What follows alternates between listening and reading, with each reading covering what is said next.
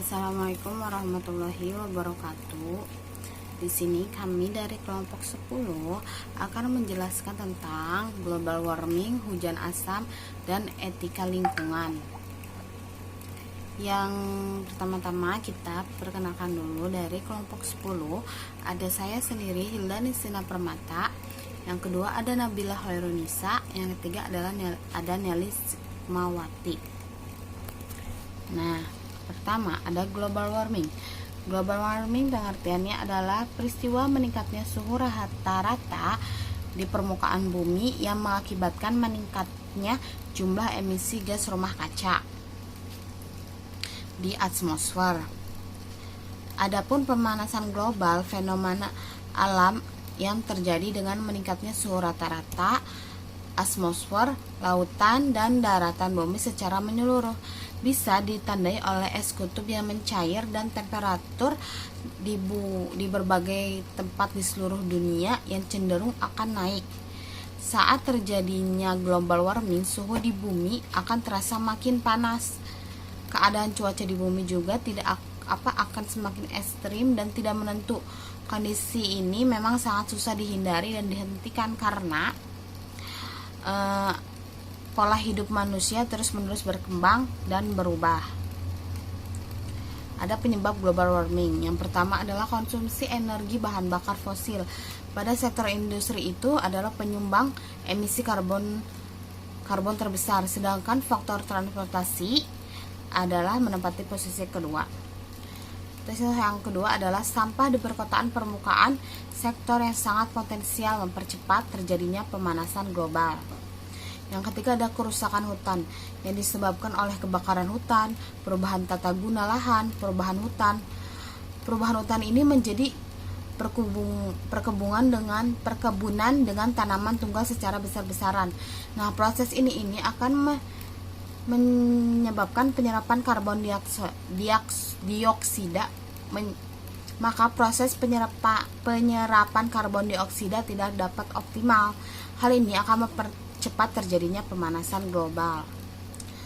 Aktivitas pada sektor pertanian dan peternakan. Sektor ini memberikan kontribusi pada peningkatan emisi gas rumah kaca melalui sawah-sawah yang tergenang dan akan menghasilkan gas metana. Pemanfaatan pupuk serta praktek pertanian, pembakaran sisa-sisa tanaman, pembusukan sisa-sisa pertanian, dan lain-lain.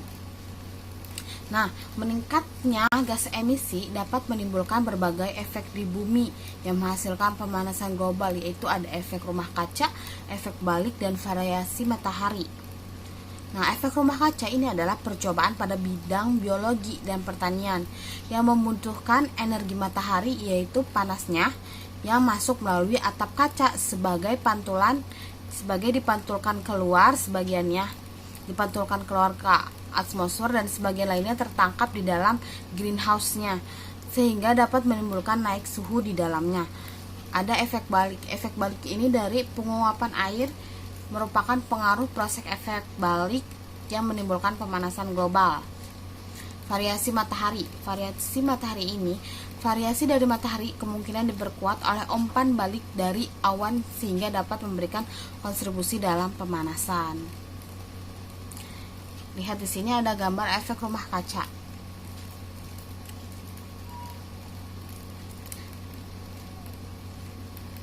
Dampak global warming.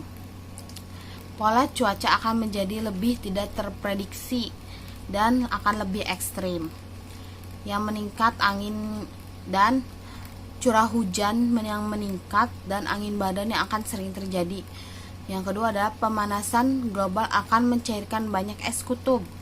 Akibat tinggi permukaan air laut di seluruh dunia meningkat 10-20 cm selama abad 20. Diprediksi pada abad ke-21 akan terjadi peningkatan kembali tinggi permukaan air laut antara 9-88 cm. Nah, pertanian akibat perubahan suhu dan pola hujan yang tertentu. Berikutnya kesehatan manusia akan terganggu. Berikutnya sejumlah keanekaragaman hayati akan terancam punah akibat peningkatan suhu di bumi. Setiap spesies harus beradaptasi pada perubahan yang terjadi, sementara habitatnya terdegradasi. Yang berikutnya adalah naiknya gelombang panas bumi. Yang berikutnya adalah meningkatnya suhu dan keasaman air laut. Lautan akan menyerap sebagian besar panas yang disebabkan oleh gas karbon dioksida. Hal ini akan mengakibatkan laut menjadi lebih asam dan hangat. Ketika suhu dan tingkat keasaman air laut semakin meningkat, tentu akan memberikan berbagai dampak bagi lingkungan biota laut. Upaya mengatasi pemanasan global.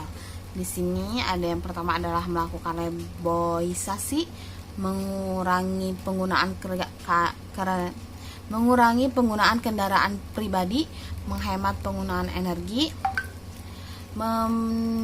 meminimalisasi penggunaan plastik, gunakan produk ramah lingkungan, jalankan pola hidup sehat dan hemat. Dan selanjutnya ada hujan asam yang akan dijelaskan oleh Nabila. Persilahkan. Bismillahirrahmanirrahim. Baik teman-teman, pembahasan yang selanjutnya yaitu adalah mengenai hujan asam. Tentunya teman-teman di sini semua sudah mengetahui ya apa yang dimaksud dengan hujan asam. Di sini saya akan coba menjelaskan apa yang dimaksud dengan hujan asam. Dimulai dari pengertiannya terlebih dahulu. Hujan asam. Hujan asam ini sebetulnya sama seperti hujan pada umumnya, hujan pada biasanya. Tapi yang membuat hujan asam berbeda ini yaitu adalah air hujan yang turun ini memiliki pH di bawah 5 atau 6. Jadi pH-nya itu rendah, di bawah 5 ataupun 6. Nah, asamnya hujan ini dikarenakan kandungan karbon dioksida atau CO2 ini larut dengan air hujan dan makanya memiliki bentuk sebagai asam lemah. Jadi mengapa hujan asam ini memiliki pH di bawah 5 atau 6 atau memiliki atau memiliki asam yang lemah? Dikarenakan karbon dioksida ataupun CO2 ini larut dengan air hujan. Makanya disebutlah dengan hujan asam. Hujan asam ini dapat disebut juga dengan turunnya asam dalam bentuk hujan. Nah, gitu. Sehingga memiliki sifat asam yang korosif. Jadi dapat merusak benda ya atau mengikis partikel lain.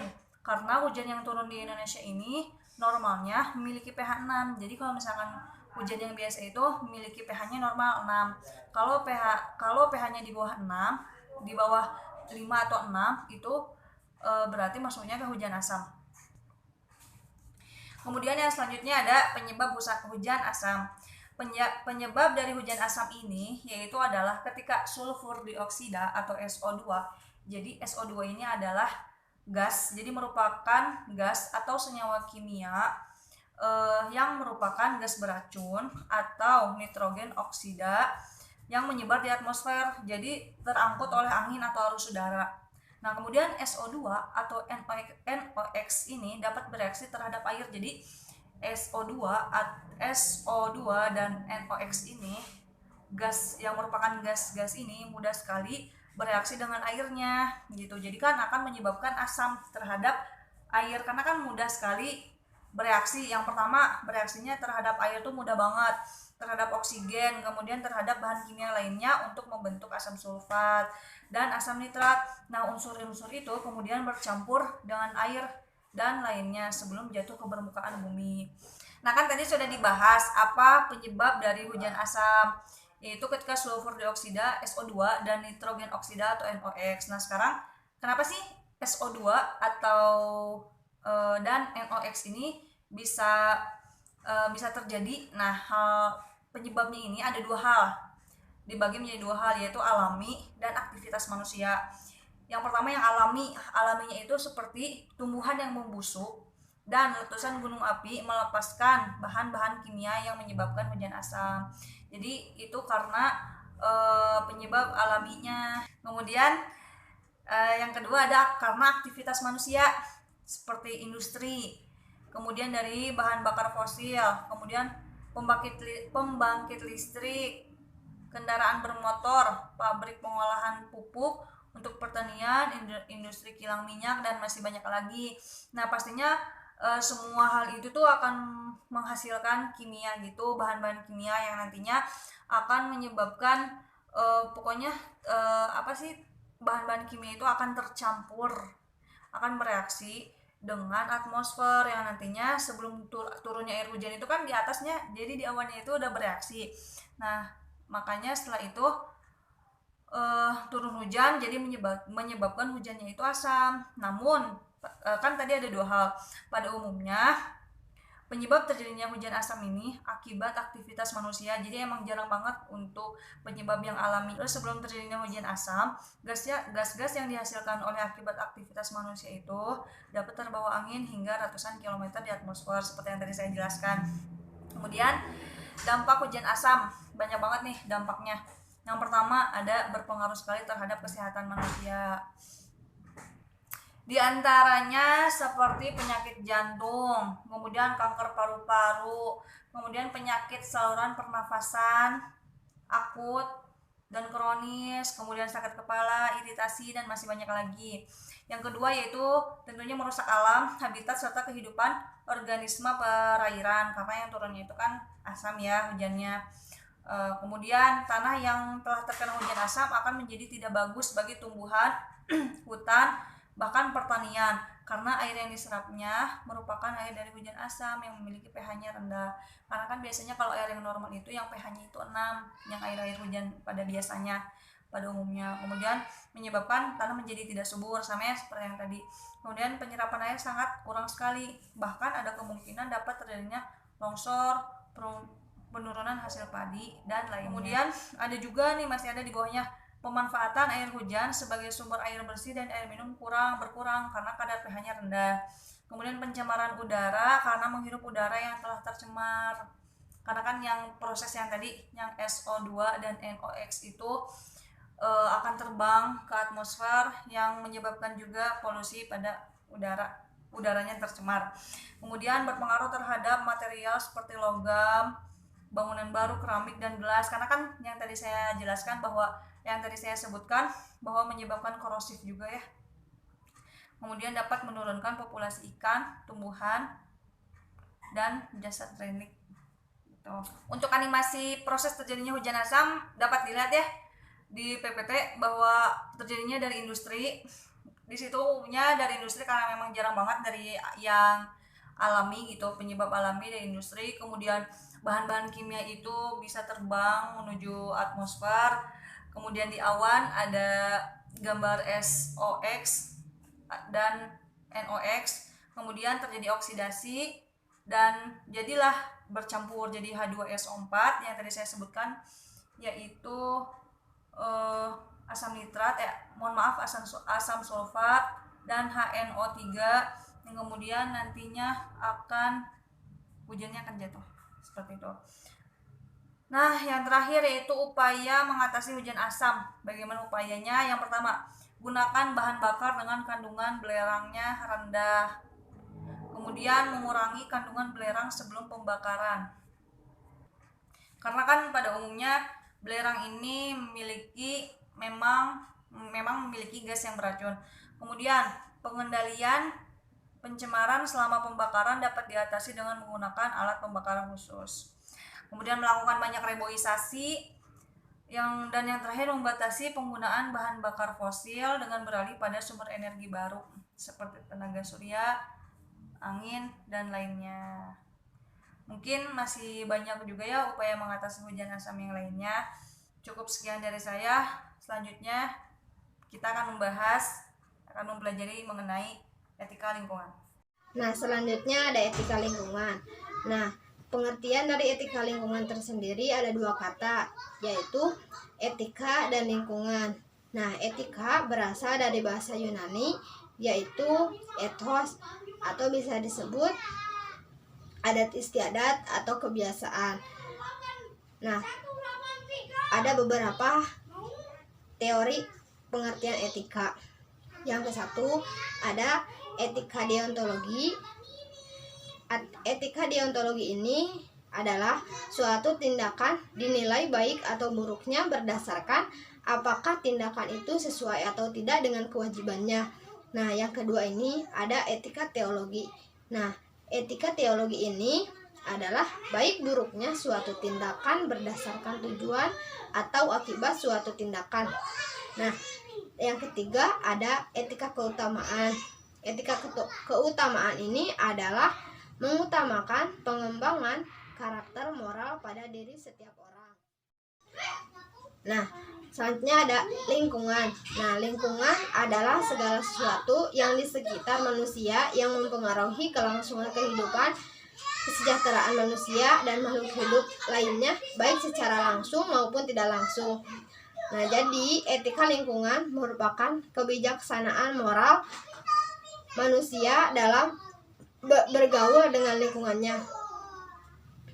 Etika lingkungan diperlukan agar setiap kegiatan yang menyangkut lingkungan dipertimbangkan secara cermat sehingga keseimbangan lingkungan tetap terjaga.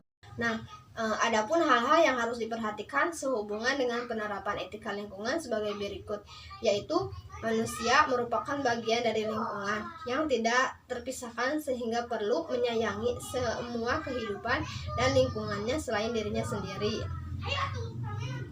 Adapun manusia sebagai bagian dari lingkungan hendaknya selalu berupaya untuk menjaga terhadap pelestarian dan keseimbangan dalam keindahan alam ini.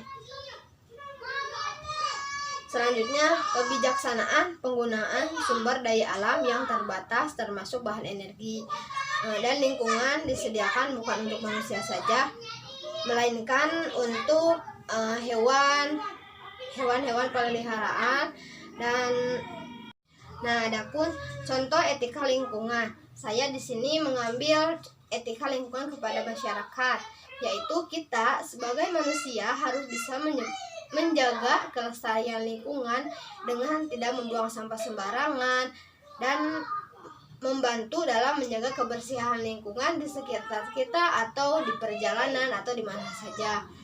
Nah, kita tidak mengambil hak ruang publik seperti memarkir mobil di pinggir jalan, di jalan yang sempit dan lain sebagainya. Nah, kita juga tidak mementingkan ego saat menggunakan fasilitas publik seperti merokok sembarangan, membuang sampah sembarangan dan lain sebagainya. Baik teman-teman, cukup sekian dari kelompok kami. Apabila ada tanggapan, pertanyaan, nanti kita akan diskusi di kolom LMS. Baik, wabillahi taufiq wal hidayah. Wassalamualaikum warahmatullahi wabarakatuh.